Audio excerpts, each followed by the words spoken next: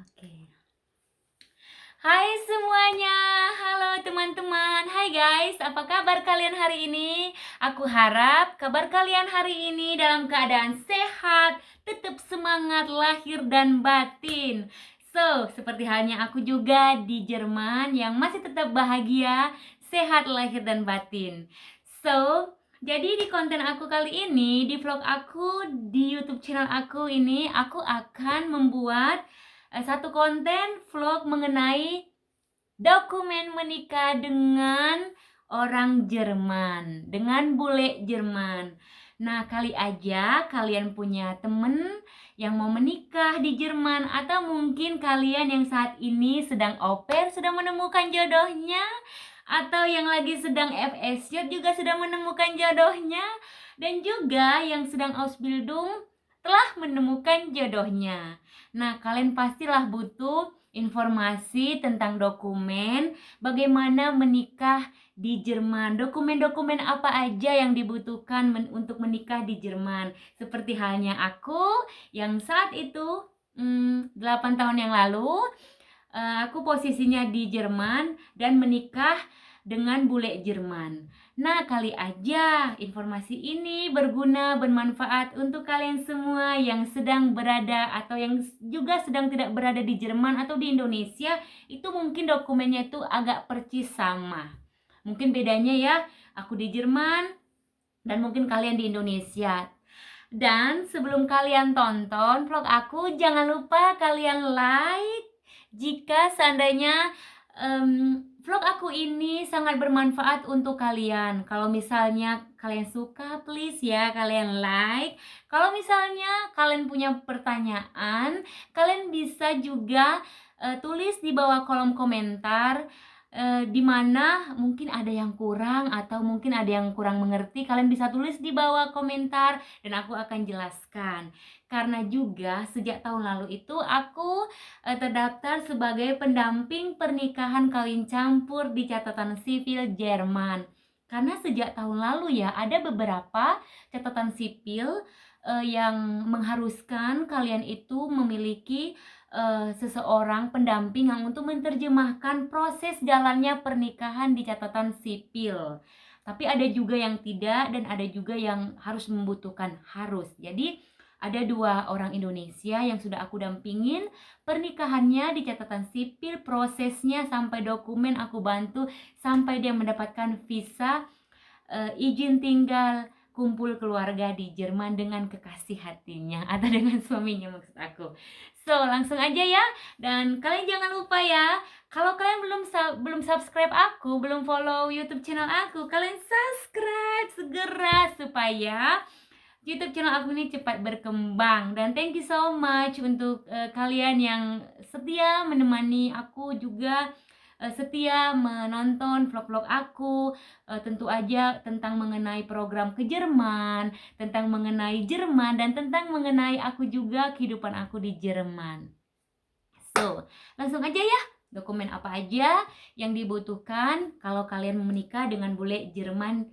Dan yang pertama, yang paling sangat penting adalah kalian sudah menemukan jodoh, tentu aja lah ya. Yang kedua, kalian harus datang, yang di Jerman atau yang di Indonesia, kalian harus datang lebih detailnya lagi. Kalau mau mengumpulkan informasi, kalian boleh pergi ke kantor catatan sipil atau ke kedutaan, atau contohnya aku langsung ke catatan sipil saat itu. Dokumen apa sih yang aku butuhkan untuk menikah si bule yang satu itu, gitu kan. Terus setelah itu aku catet, aku tuh ada notebook, itu sangat diperlukan sampai saat ini. Aku selalu punya notebook, aku selalu buat di tas, karena kita nggak tahu ya, kadang-kadang kita perlu apa gitu kan, atau besok mau ngapain gitu, kita bisa tulis. Jadi di notebook itu aku tulis apa-apa aja yang diperlukan untuk menikah dengan bule Jerman. Setelah kalian mengumpulkan informasi dari catatan sipil, dan kalian itu langsung persiapkan dokumennya. Yang pertama itu adalah akta lahir. Nih, akta lahir aku. Jadi buat kalian yang misalnya mau ke Jerman, kalian boleh bawa semua dokumen yang penting. Jadi aku dulu dokumen aku itu nggak semua aku bawa, akta lahir aku tinggal. Yang aku bawa itu cuman ijazah SD sampai S1, terus aku terjemahkan di Jerman. Tapi kalau mau menikah, ya itu kita ternyata butuh akta lahir atau surat belum pernah menikah. Dan akta lahir ini kalian harus terjemahkan di penerjemah tersumpah. Kalau misal di Indonesia kalian pakai bisa contohnya Louis Liem, karena aku dulu pakai jasa Mbak Christina Louis Liem di Jakarta. Jadi papa aku langsung komunikasi dengan mereka untuk mendapatkan penerjemah tersumpah dan juga menerjemahkan semua dokumen aku yang ada di Indonesia. Nah, kalau kalian di Jerman dan kalian itu misalnya udah punya akta lahir, kalian bisa langsung menerjemahkan surat itu di tempat penerjemah di Jerman, dan semua itu emang apalah instansi itu udah dikasih wewenang untuk menerjemahkan surat-surat penting untuk orang-orang kita, seperti kita orang asing, seperti saya contohnya ya, untuk kita orang-orang asing yang tinggal di Jerman. So, akta lahir dan surat belum pernah menikah.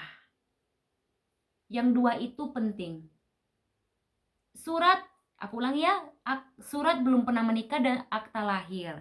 Nah, saat itu, itu bentuknya itu kayak gini. So, ini surat akta lahir ya. Akta lahir aku seperti ini. Nggak ada fotonya ya, cuman cap. Terus akta lahir ini papaku kirim ke Jakarta dan semua prosesnya itu dikerjakan oleh agentur. Aku pakai agentur yaitu Louis Liem, dan mereka akan bawa ke Kejaksaan Agung dan Kejaksaan Agama dan Kedutaan Jerman di Jakarta, karena posisinya aku kan saat itu di Jerman, jadi aku nggak pulang, jadi semua urusannya itu yang menyelesaikan adalah Louis Liem. Nah, nanti ada juga di sini cap atau stempel dari kejaksaan di Indonesia beserta penerjemah tersumpah. Kemudian aku juga melampirkan surat belum pernah menikah. Itu sangat penting sekali. Kalau misalnya kalian sudah bercerai dan ingin menikah lagi, kalian juga harus menyiapkan surat bercerai dan menerjemahkan kembali. Nah, itu bentuknya itu seperti ini. Ini bahasa Indonesianya, ada foto aku, ini foto aku. Nah, di sini ada surat keterangan Dinas Kependudukan dan Pencatatan Sipil. Nah, contohnya di Sumatera, di Medan. Nah, nanti itu diterangkan bahwa Intan Berlina Hutahayan belum pernah menikah, bahwa Intan Berlina Hutahayan adalah anak dari Bapak Altur Pasaribu, Noni Pasaribu.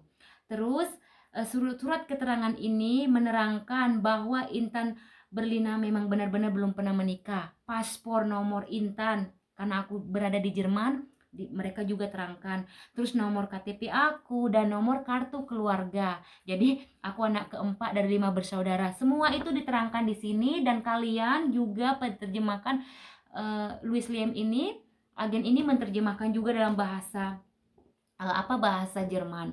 Kemudian dicap. Tuh, jadi ini yang dua ini sangat penting sekali. Dua ini sangat penting sekali.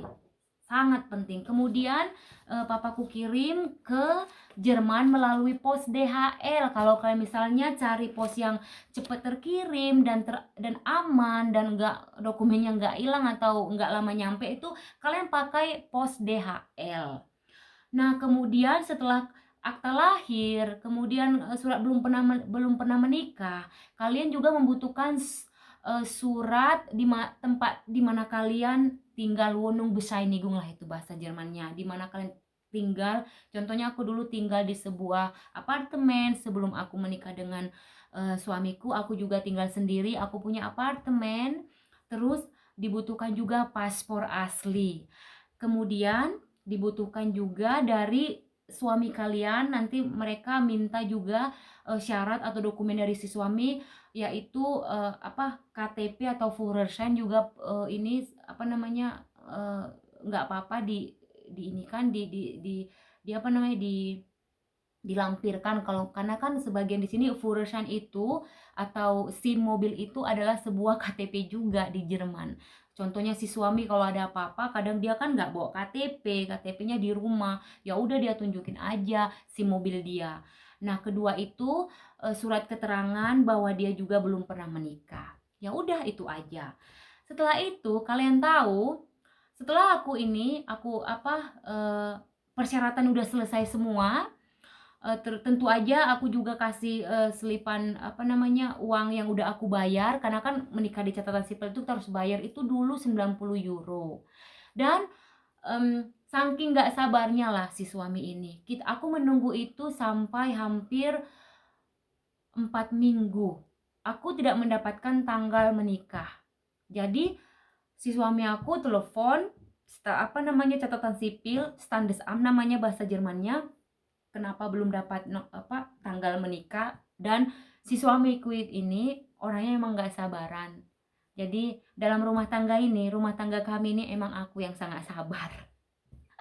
Nah, jadi nyatu ya kan, yin un yang ya katanya. Kalau misalnya kita ada yang kepercayaan yang yin un yang itu baik dan bagus. Nggak aku bilang sih dia itu nggak baik, atau nggak aku bilang aku yang baik, cuman dia emang nggak sabaran.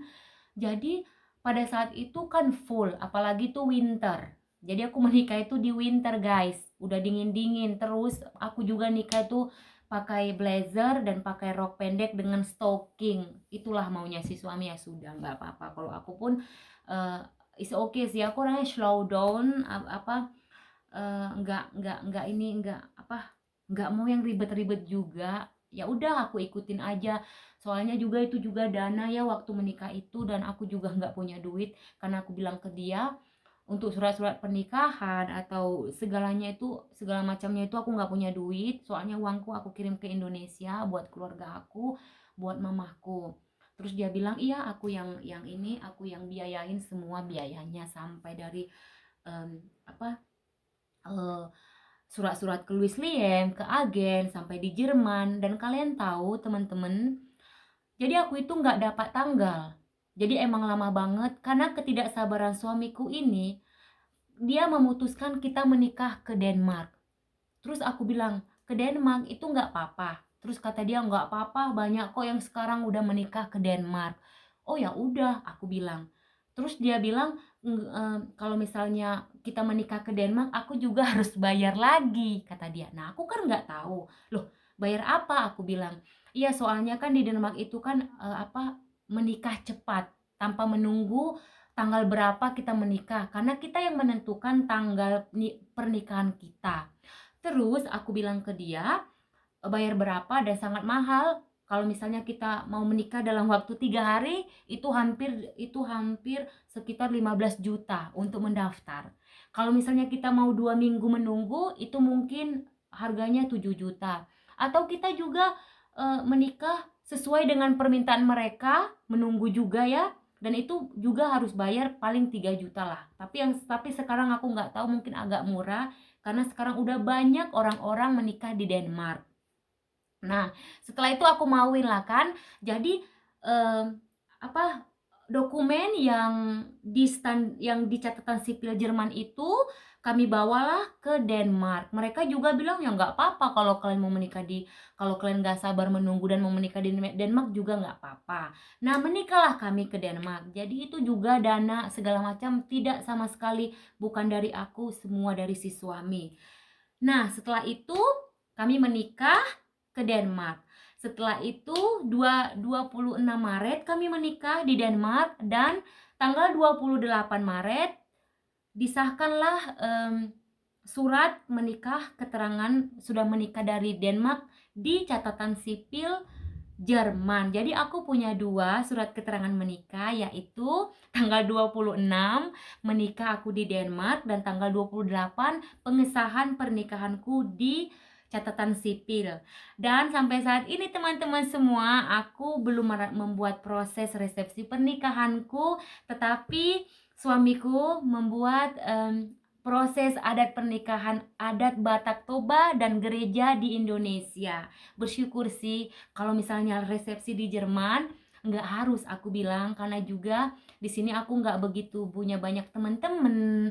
Terus aku juga nggak mau mengeluarkan banyak beribu-ribu euro hanya untuk mengundang orang yang aku kenal hanya ketemu paling setahun untuk satu kali. Jadi emang aku benar-benar berpikir, tapi kalau di Indonesia memang suami aku menghadiahkan itu untuk kedua orang tuaku, saur matua namanya ya kalau di adat Batak, karena akulah boru terakhir orang tua aku yang menikah atau yang dinikahkan oleh kedua orang tuaku untuk terakhir kali. Jadi itulah hadiah dari si suami ke kedua orang tuaku, dan sama sekali semua 100% adalah dana si suami. Jadi aku juga bersyukur punya si suami yang baik dan pengertian. Nah, itulah tadi dokumen penting dan proses pernikahannya aku di Jerman, di Denmark ya sebenarnya. Dan ini kita sudah mau 8 tahun. Tahun depan kita 9 tahun bersama-sama dalam suka dan duka. Mungkin aku akan buat resepsi jika aku suatu hari nanti tidak kenapa-kenapa, masih juga sama, masih sependapat, masih juga dalam sakit dan sehat sama-sama. Karena kita juga tahu kan pernikahan itu nggak ada garantinya. Makanya aku bilang nih sama perempuan-perempuan atau teman-teman atau adik-adik yang sudah di Jerman, kalian harus tetap berkarir supaya pada saat ada sesuatu jatuh bangun kehidupan kalian bisa berdiri sendiri. Karena kan kita nggak tahu, jangan mau tertekan dan jangan mau kalian tidak berkembang, jangan mau hidup itu juga monoton. Nah, itu aku sarankan banget, kalian harus berkeluarga, berkarir, bekerja, supaya kita nggak tahu kehidupan nanti ada yang jatuh, bangkit lagi, jatuh, bangkit lagi. Who knows ya katanya. So, teman-teman semua, nah itulah tadi dokumen penting yang harus kalian butuhkan untuk menikah dengan bule Jerman. Dan sampai di sini dulu ya vlog aku. Semoga vlog aku ini sangat berguna untuk kalian. Dan oh ya benar ini. Nah, jadi kan waktu ini aku lupa. Jadi kalian juga harus ganti. Kalau misalnya kan aku visa dulu itu kan visa Ausbildung 3 tahun sekolah perawat. Nah, di situ aku langsung ganti visa kumpul keluarga. Nah, setelah 2 tahun menikah dengan si suami, aku mendapatkan visa permanen. Visa permanen itu maksudnya kayak Niederlassung-Aufenthalt. Artinya aku bisa tinggal selamanya di Jerman. Nah, jadi visa itu aku dapatkan setelah menikah dengan bule Jerman selama 2 tahun. Nah, kalau sekarang aku dengar ada yang harus 3 tahun. Nah, aku juga nggak tahu, mungkin mereka kan mungkin Ausländerbehörde atau kantor kantor yang buat apa namanya kartu tinggal kita itu kan mereka tahu, oke, aku dulu udah au pair di sini tinggal, atau mungkin nggak tahu juga ya kenapa mereka 2 tahun aku udah dapat permanen. Tapi aku belum ganti visa, aku masih paspor hijau, masih tanah air tercinta, merdeka. Nah, aku belum ganti paspor, aku masih Indonesian pass. Terus itu aku au pair visa, visa kursus bahasa 3 bulan, visa Ausbildung. Jadi itu paspor aku itu emang itu banyak cap-capnya, banyak stempel-stempel, dan ketika aku menikah aku langsung pergi ke Amt, ke kantor imigrasi untuk mengganti visa aku, yaitu visa kumpul keluarga paragraf 28. So, oke, kayaknya udah selesai ya. Kalau misalnya masih ada yang belum, kalian please komentar di bawah. Kalian tulis di kolom komentar, mungkin aja ada yang tidak begitu dimengerti, atau mungkin ada yang kurang juga informasinya tadi. Dan aku ucapin thank you so much, dan tetaplah sehat, tetaplah bahagia, dan tetap positif berpikir. God bless. Bye.